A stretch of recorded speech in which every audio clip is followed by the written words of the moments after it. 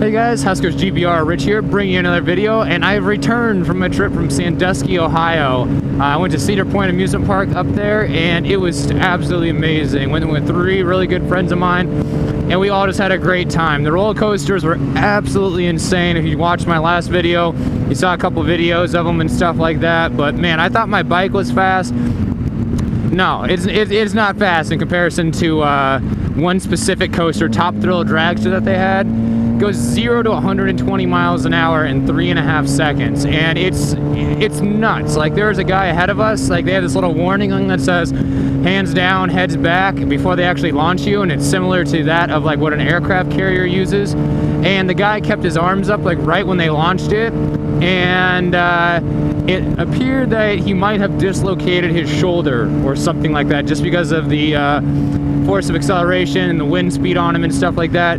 I mean, it was nuts. Like, you all have been on bikes and you know what they can do and stuff like that. That was just absolutely insane. Like, that's probably the closest thing I ever will come to actually being on a Top Thrill Dragster. But anyways, what I want to talk about today is it ever too hot to ride where you're at? Where I'm at in Lincoln, Nebraska, we occasionally, well, I shouldn't say occasionally, we often get days in the summertime that the temperature, the standing temperature reaches well over 100 degrees. And in addition to that, you might be like, okay, that's not that bad. You know, there's people in Arizona and Texas and California that have a lot hotter temperatures than that. But our humidity, it's not a dry heat. Our humidity is way above, you know, 60, 70, 80, sometimes 90%. I mean, it's nuts. You know, it's just, the air is so thick and heavy and it feels like 120.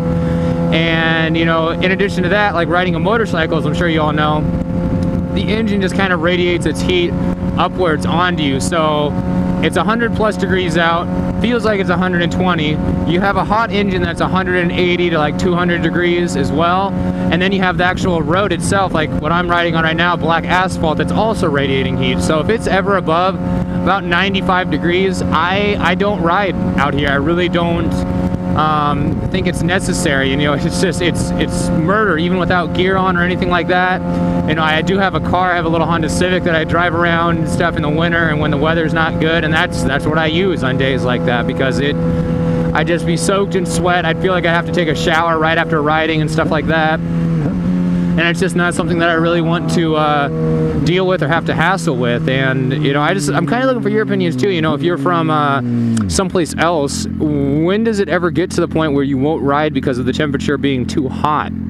You know, and I guess on the other side of it being too cold, if it's below about 50 degrees or 45, 50 degrees Fahrenheit, I normally don't ride either, just because wind speeds after that get some pretty nasty little wind chills and stuff like that, and I don't want to risk getting hyperthermia or anything like that. And shortly after I got my first bike, I actually made the mistake of I forgot my like heavy jacket. I had like my thin Icon jacket with the vents in it and stuff like that, and I didn't have the internal liner on it. And I rode back and I got to my parents' house and I was just shaking. I was so cold, and that was like in 40-degree weather. So kind of learned my lesson from that, and I don't ride anything cooler than that. But again, guys, thank you to all my new subs and everything like that that have joined and everything. And if you're still watching at this point, I will put a link down below to a Facebook post of mine, my actual account. Don't worry, I don't care if you guys look me up actually or anything like that. But anyways, I'm in a contest to win some free fireworks, and we have to do a testimony about why we like a certain brand of fireworks. And the brand of fireworks for me is Crackling Kirks. They're like the best place locally here to buy fireworks.